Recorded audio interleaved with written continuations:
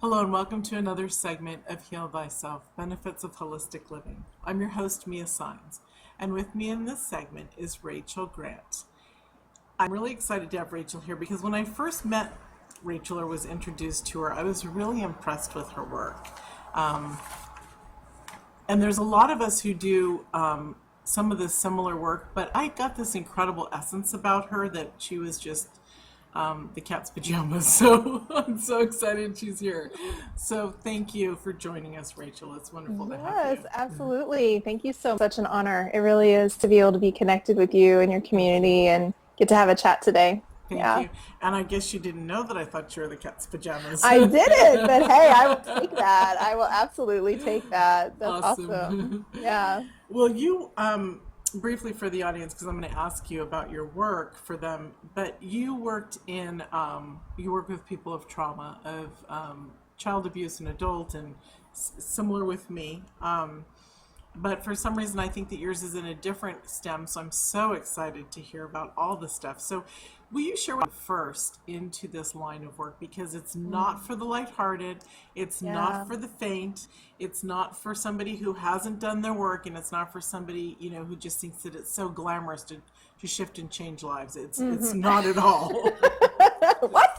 Wait a minute. It's- Hold on. What are you talking about? But Yeah. we have to have the most incredible heart to go as deep as you go, doing this type of work. So, Thank you. Yeah, it's been a very interesting journey to land where I am now and to be doing what I do in the way that I do it. And really, I mean, the story starts all the way back when I was, 5 years old and living in Oklahoma, just kind of a middle-class gal with an acre out the back door and just being a little lady. And my grandfather came to live with my family at that time. And for many, many years, he was just kind of a quiet companion and a friend, and I was always very nurturing. So I would help him out around the house and take care of him and do little things like bring him a bowl of cereal or sit with him on the front porch, and watch the people in the park. And when I was 10 years old, however, he began sexually abusing me. And of course, in the moment when the abuse started, there was so much confusion and so much fear and what's going on here? I don't know what to do about this. Am I supposed to do something about this? And, being little, we often don't even have the language to describe what is happening and so are hindered even in that way from being able to talk about it. And I knew from right when it kind of started, there was this very immediate feeling of being wrong, of doing something bad. And I only knew in my limited child experience, when you do bad things, you get in trouble. So that was another reason to kind of hide out and not talk about what was going on. And it went on for some time and it got pretty bad. But um, eventually my parents did discover what was happening. And when they did, they were really great in getting him out of the house with him much after that. And I'm so thankful for that because having done this work for some time now, I know that not everybody has exactly. that kind of support and care. And while he was kind of physically out of my space, the thoughts and the beliefs that had started to come about as a result of this experience were still very much there, right? Things like I must have liked it or I wouldn't have let it happen. It's my fault. I'm no good. I'm somehow now dirty and tainted. And my parents wanted me to go to a counselor, Mia, but I was like, you must be crazy if you think I Yeah. want to talk to anyone. There's no Hmm. way. I just want to like be a little girl and everything is fine and just, be normal. And so I tried that for a lot of years Hmm. to just pretend, Yeah. right? Yeah. And my teen years were very much like that and into my 20s. And in my early 20s, when I finally was like, okay, I want to try to have a real relationship, it became pretty clear pretty fast that I was not equipped for that. I had a lot of brokenness, real lot of scares about like trust and vulnerability and sex and all these things. Right. And so I realized I needed to do something about it. And really just to, kind of fast forward, what happened was I started doing the things that we do to try to get better. And after a while of that, I was like, okay, great. Like, I understand why I'm doing a lot of the things I do, but could somebody please tell me what to actually do about it? Hmm. Like, how to actually change it and get Yeah. on with my life? And I was really surprised at the kind of lack of resources that were available. And so the more and more I kind of got this response from people that this was just kind of a life sentence and it was just going to kind of be this way and I might get really good at coping with it, I was like, you know what, that's the wrong answer for me. And so that's really what spurred me on to do my master's in counseling psychology Hmm. and really to pick up the study of neuroscience because I was fascinated by the brain and how the brain is impacted by trauma and what that really tells us about how we can heal and move Yeah. forward in our lives. And so that was kind of the impetus that eventually led me to developing the Beyond Surviving program and, starting the work that I get to do today. And it's such a blessing and an honor to get to walk along, with folks who have been struggling and are feeling like broken and Hmm. unfixable, and they're just so doggone tired of that, Right. and are just really ready to kind of let go of that Hmm. pain and move on. Yeah. Yeah. You said some things that I couldn't help but just smile at. Uh, I love the fact that you took your life into your own hands when you realized there's an issue here going on that I need to address because I want to be happy. You know, how so many people can live until they're 50 and 60 and 70 years old. And I know I have clients that come to me like that and say, I've been living with this my whole life. I don't know how to connect to my body. I don't know how to connect here or Yeah. there. So, and that's a sad statement right there because life is so precious and life is so valuable. And the fact that they've lived that, bless them, that Mm-hmm. they've lived that way Mm-hmm. that long, that they're here and didn't take their lives, because so many people from Yeah, abuse do try at least to take their life. it's true. So, and I also liked you talked about the, the neuro. I mean, I just like it's all about the brain and it's all about retraining our brain. And we are so Yes. much more powerful than we even know. Right. Than we even know.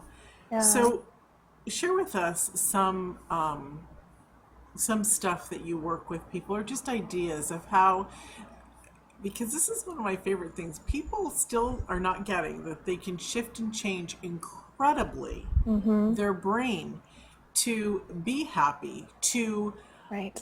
get not push the pain away, but to work through the pain and to actually like look at the fear, shift their mindset, shift their Mm-hmm. consciousness, improve their synapses to grow and replace Yes. the ones that had died from the depression and the stress. I love this stuff. So I'm going to give it back to you before all of a Oh yeah, sudden, no, no. before we're through and all of a sudden I'm just like, oh, Rachel, I love this. I love this. Well, it's great. I mean, yeah, we have a heart for the same, kind of approach. And, for me, certainly in my own journey, when I started studying the brain, what was such a relief was this moment of like, oh, okay, this is like getting the right skills in order to be able to do the things that I want to do. This isn't some like ethereal, mysterious, like just whammy thing that has to happen and then all of a sudden I'm okay. There's like actual steps, that you can take and that you can apply so that you can move forward. And, when I very first started developing the program, I had lots of questions about, how is the brain impacted by trauma and why do we end up thinking the things that we do? Where does all that junk come from anyway? Like, where did I get this idea that I was somehow bad and should be ashamed and was, dirty or nobody was ever going to love me, right? And then most importantly, how do we get rid of all of that? Because we don't need it. We don't need Right. it. It's not helpful at all in our lives. And so without getting really kind of too far into the neurology, what we really want to understand is that the brain is comprised of neurons, right? All of these, and they're constantly connecting to one another. And those create what are called neuronal pathways. And those pathways then send signals to one another, and that's what produces our thoughts and our feelings, and then ultimately our choices and our actions and behaviors. So they have this saying that neurons that fire together wire together, right? That's cool, yeah. And all that really means is that whenever we have an experience, neuronal pathways get created in the brain and associations get set up, so to speak. So it's kind of like the brain is this big expansive highway with all these interconnections, and roads are constantly being added, or old roads are being expanded and built upon. And why that's really important for us to understand is that when we have an experience, that pathway gets created, and then every single time that pathway kind of gets revisited, it gets stronger and stronger. And so, for instance, if you think about the first time you had pumpkin pie, right? Everyone listening, for you too, for me too, we have this moment of like, oh yeah, what was that? And where was I? And what was it like? And all of these associations start to happen, right? And so that particular neuronal pathway has just now lit up. Like mine. Right, exactly. And now what's actually happening at the same time is it's being added to. So now what's also being integrated with that is, oh yeah, this cool chick Rachel talking about pumpkin pie. And so that initial memory has now been expanded, and it's also been reinforced, made stronger. And it's like taking like a 1-lane road and kind of building it out into a 2-lane road. So the same thing occurs because of abuse. Something happens and particular thoughts, particular beliefs get wired. And then those thoughts and emotions occur every single time that neuronal pathway gets lit up, even if the reason why it's being lit up is really remote from the reason why it's there in the first place. Like, I had nothing to do with the first time you had pumpkin pie, right? Right. And yet, just by me saying that, I was able to access that neuronal pathway.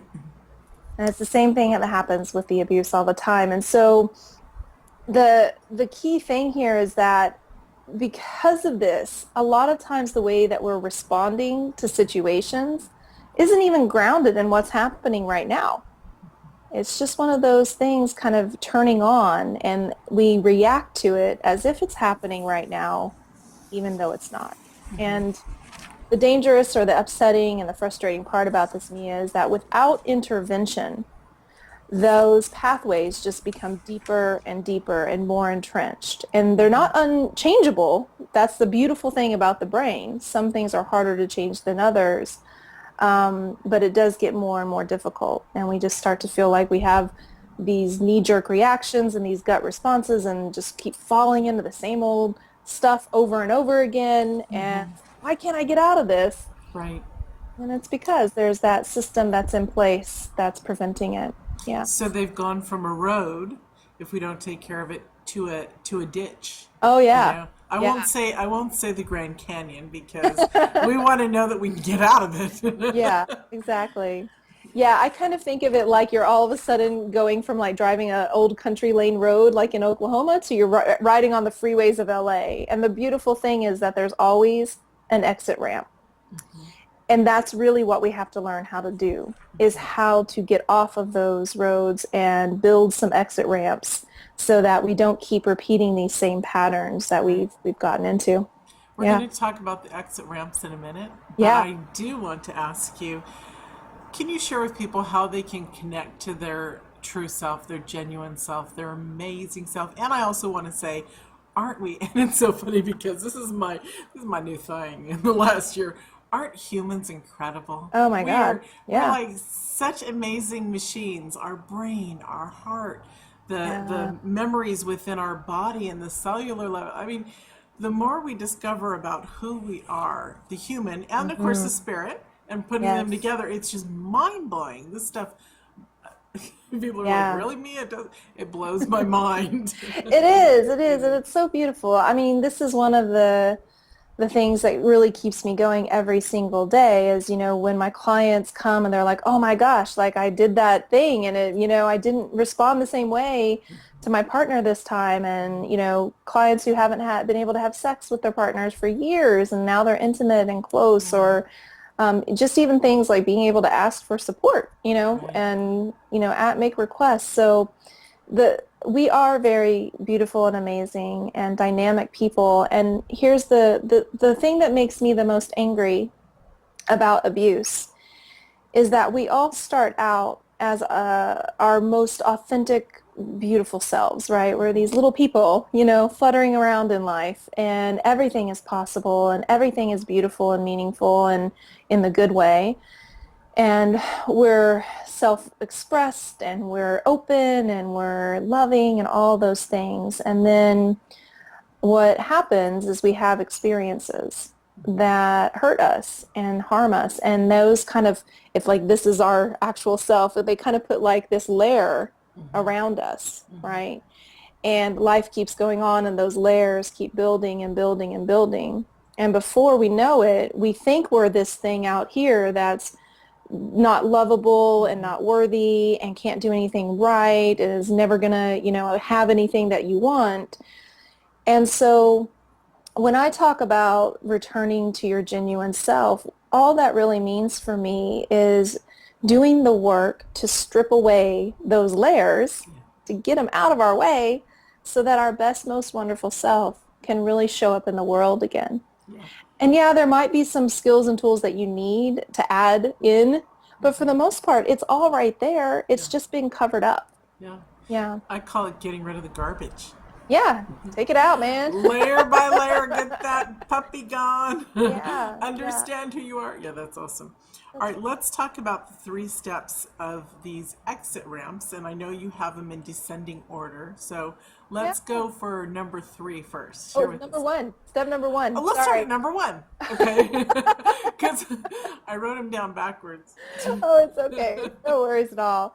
Well, so, as we were talking about how things are happening in the brain and associations are getting made, the very first step towards the building of exit ramps is to understand the false beliefs that are keeping us, from connecting with that genuine self, right?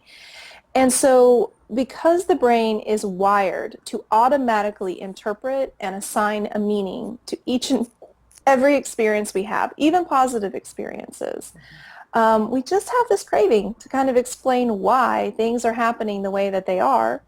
And unfortunately, the reasons that we most often come up with always have to do with us. They're very egocentric, right? Humans are. Yeah. And as soon as we do that, what's happened is we've created one of those neuronal highways, right? And then because the brain kind of likes to just keep doing what it's always been doing, it's not going to work very hard to look for other information or other explanations. So the next time something happens, the brain just goes, oh, yep, I know what this is, and goes right to that same old thought, right? And so I kind of call these interpretations many different things, but at the end of the day, you can kind of think of them as stories because it really is just our attempt to narrate the situation and to explain what's happening, right? And so what I love about this as we begin to identify and understand that is the first step is to really begin to disconnect the what is happening in our experiences from the stories and the interpretations that we're coming up with. So, for instance, I was a very cuddly little girl. So, when my grandfather took me out on the porch and, put his arms around me, I just kind of snuggled in really close, And then he started touching me. And so the association got created. If I'm cuddly, bad or dangerous things are going to happen to me. And as a result of that association for years and years and years, whenever someone tried to get close, it made me upset, or I pushed away, or I did all sorts of fancy things to, push people out of my life, right? And so what happened in that situation is really simple. He touched me. And then the story or the belief that came about as a result of that is, if I'm close, bad things will happen. So some very simple ways to identify these false beliefs that we have is asking ourselves questions like, when that happened, I decided, or when that happened, I made it mean that I was. And just really paying attention. And I have to tell you, Mia, one of my favoriteest things that I've discovered in my work is the fact that, particularly for folks who don't have a lot of memories, who have things of what I call kind of shadow memories, some things are in the gray, can't really Blackouts, yeah. look it out, is that, at the end of the day, we don't actually have to get back to the thing that happened. We can look at how we're responding to something in the present day and the belief that we have about it. And more likely than not, it's tied or was created to something in the past. But we can work with it right now, here in the present, to transform it, right? So that's super exciting and such a relief, for my clients who are like, oh, I don't have to remember every little detail. No, you absolutely don't. Yeah. And when you have support like that, you can help remind them that what they're experiencing could be part of abandonment, could be part of, something else. And to look at it that way and just say, wow, I used to have, I come from trauma as well. And it's funny because I always say trauma, well, it's not funny, but trauma equals drama, because when we've had trauma, we need to have that sense that something's always happening, because we're used to that within us. So we create drama. And then when you realize that and you don't want that, and so you eliminate all that and you really start to work on yourself, we really can, like I've had tons of blackouts to the point where I thought I was schizophrenic. And I asked my sister, when I was a young adult, I said, well, more than a young adult, I was in my early 20s. And I said to my sister, I was married and everything, and I said, there's times that I just do not remember. They're just black, just black. And I said, I think that maybe I'm schizophrenic. And she said, oh no, honey, because I would, she's older. She said, I'd recognize it. Your clothes would be different. I would know because, we're so close that you're acting different. And so it gave me a little sense of peace. And then I thought, well, I want to know where that time went to. I want to know where that time. And then all of a sudden but then I had to release it. It's gone to the point where I don't care what happened during that time. I don't really care, because it doesn't affect who I am as a, grown-up woman. Yes. And it didn't affect me, in my 20s either, when it stopped doing its thing. So we have to make a decision. Don't you agree that we have to make a decision? What's more important for our wellness? Yeah. How far do we want to go? Do we want to get off these ramps that keep coming along our freeways here? Yeah, absolutely. So. Well, I love that, Mia. Thank you so much for sharing that. And I think, part of what happens a lot of times is we think if we can remember every single detail that we will then know exactly what to do to protect ourselves in the future.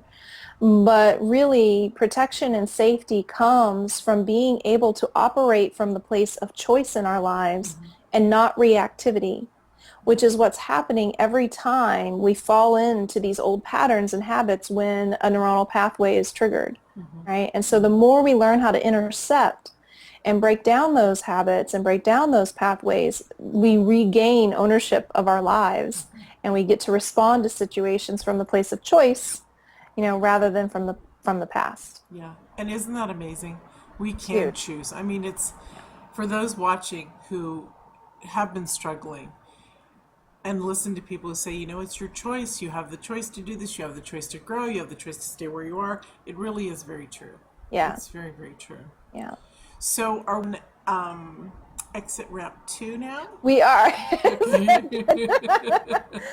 So once you've spent some time kind of doing an inventory, so to speak, of your false beliefs, and you've gotten into the habit of being able to separate what is happening from the story, the next step is to remember that our first interpretation, the first story that we go to, is usually much more tied to the past, false beliefs, baggage, fears, all those sorts of things. And so the next step is to then challenge that initial interpretation by looking for alternatives. And what's really important to notice at this step is that the initial interpretation is not the end-all, be-all of everything, right? And when we get that, what happens is we start to create room for shifting a belief. And really importantly, we start to notice everything that's going on around us as opposed to just this kind of egocentric, focused on me tunnel vision that we get into. Yeah. And every time we challenge an initial interpretation, we're weakening that old pathway. We're making it smaller and smaller. And We're so doing construction on it. we are. Yeah, exactly. That's exactly right. And so one easy question you can ask yourself at this step is like, is what I'm thinking really true? Or what else could be going on here? So just to go back to the example, I had to realize that my grandfather didn't abuse me because I was cuddly. That's the false belief. That's the story. I hugged him like any granddaughter would, and he made a choice to take advantage of that. And it had nothing to do with who I am as a person, right? Exactly. Yeah. And so what's really kind of fun at this step is that we don't even have to necessarily look for the factual truth. Because notice that my alternative interpretation is still interpretation. Right. But it's much more grounded in the sense that it takes into account everything that's going on around us and not just what's about me. So you can come up with ridiculous things. You could be like, oh, like he was abducted by aliens and didn't even know what he was doing. It wasn't even him. Right. It doesn't really matter. The more important thing to understand here is that something happens, neuronal pathway gets triggered, and you start to go down that road, and we want to intercept it. And so as soon as we stop and go, wait, what else is going on here? What else could be happening? We're interrupting that autopilot, and we're creating the opportunity to do something different and to make different choices. Because from the place of cuddly equals danger and bad, I only have a certain set of choices that I can make in my life. Right. From the place of this had nothing to do with me and it was his choice, man, a whole different game that I get to play. Right. Right? Yeah. Absolutely. I love that. Yeah. And this is usually the time, Mia, where people go, well, shoot, if everything is happening because of this stupid thing in my brain, Yeah. like, can I just turn that off? Like, is there a way to turn off this thing that we do of making meaning and like associations and interpretations? And no, like we actually need to be able to do this to survive in our lives. But we just want to learn how to hit the pause button so that we can let go of interpretations that really just don't lead us anywhere. You know what I really love about this is that when we first start into this, or when we continue into this path and we say, okay, so this has been very painful, this growth, this healing. Do I want to move forward, or do I just want to be where I am? And of course you don't look that you're being stagnant or that you're allowing yourself to just stop and just be idle. But when you actually take the step to say, I'm moving forward because I'm learning about myself, how to get to the other side. I'm crossing that Right. freeway that you're talking about, Rachel, and I'm getting to the other side. And when we do that and we keep working on these things that come up, we become so strong and so empowered, and we recognize exactly what's going on. Or if we don't recognize them, we're with, we have friends who are familiar with the terminology or what's going on, and they say, oh, could that be abandonment? Could that be this? Right. Then you're like, oh my God, that's right. Right. And so you shift so much faster because you're already so aware of what's going on. That's exactly right. Yeah. Ultimately, I talk about, the name of my program is called Beyond Surviving. And the idea is really getting to what's next after just surviving and understanding what's going on. And what that really comes down to is that there is a huge decrease in the amount of times and the occurrences where, you're being reactive, and so much more quickly you notice, oh, I'm doing that story thing, or, oh, I'm just being reactive here, and you're able to get off it, That's awesome. And that's where we get to really live powerfully. It's not that life doesn't keep happening and things don't come up, but that we feel confident that we have the skills and the ability and the support network that you're talking about Yeah. in order to be able to really respond powerfully. Yeah. Wonderful. Let's talk about, is it ramp number 3 or number? Step number 3, yeah. Okay, sorry. Yeah, no. For some reason, I had it descending, and I just want to make you descend with me, baby. Let's just do it this other way. That's so funny. Yeah, well, I suppose you could really think of it either way. It's all okay. But the main idea is that the next thing to do is really, once you've gotten into the habit of separating what happened from story, you've gotten into the habit of being able to challenge those initial interpretations, then you can build on that and you can practice other pause button techniques that are really going to help you let go of initial interpretations. Awesome. And the challenge here is that the emergency center of their brain, the amygdala, is really set up in such a way that it can easily overwhelm and flood our system. So if you think about it like a little hub, the amygdala has all like thousands and thousands of pathways for it to kind of flood and gush out the chemicals and hormones that we need in order to do things like run away in fear, freeze, hide, stand really still so nobody sees you, kind of things, which were all very important and adaptive, at one point. But the prefrontal cortex, the part of our brain that handles kind of the rational thought, it has kind of like a one-lane road in which to kind of counteract the amygdala signals. So, like, for instance, if you've ever been walking and like something falls next to you and you're like, ah, and then you look and you go, oh, it's just a broom, right? Well, the is the amygdala, Right. and the broom is, oh, it's just a broom, is the prefrontal cortex. Right. And notice we can't ever do those in reverse order. Yeah. Yeah. Okay. Also what's really funny is when we do, and you'll notice it when you do flip out on the wah, when you realize a lot of us go crazier on the wah when we've had trauma in our life. So Yes. the more you get back to your genuine self, the less those wah will take place. That is so true. Yeah, exactly. That is so true. We are out of time. We've gone over. This is amazing. So, Oh my gosh. yeah, I'm going to have you leave us with another thought. But you have a free gift for everybody, and we want to cover it. I know this goes fast, huh, when you're having fun. What happened? I know. Okay, no worries. So, would you like to share your free gift? Yes, absolutely. So what I would love to share with your community is an excerpt of my guidebook, part 1, which will give you some, things to start building the foundation for recovery, right? Awesome. And do I need to explain how they get that, or do you do No, that? they'll know. Yeah, they know. Yeah, Um, awesome. We have credits on at the end with your information, my information, and in the daily email is. Okay. And for those of you who see this after this series is over, you can still get in touch with any of the guests, especially Rachel, and write her, where you see her email and her website at the end of this. So Yeah. just because the series will be over at some point doesn't mean this educational thing is over. It's there for you to enjoy. So thank you so much. Now, before we go, because we ran out of time, share with us what you're thinking that you want to share with us before you do leave. I'm not gonna just like push you away. I want you to finish your. I feel like I need, how Jon Stewart does the Daily Show extended interview? I feel like that's what I need. I need a little banner. Yeah. Well, And you might get it now just for saying that.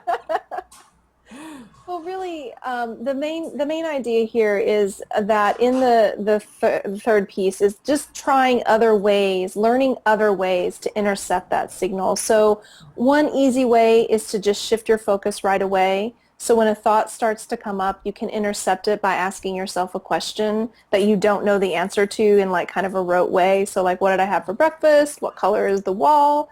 These sorts of little things help interrupt that signal from the amygdala so that the prefrontal cortex has a little more time to kind of catch up and be like, oh, wait, no, everything is all right here. Yeah. And so certainly, there are tons of pause button techniques, and that is a lot of what I teach in my program. And so if people are curious, they get the guidebook.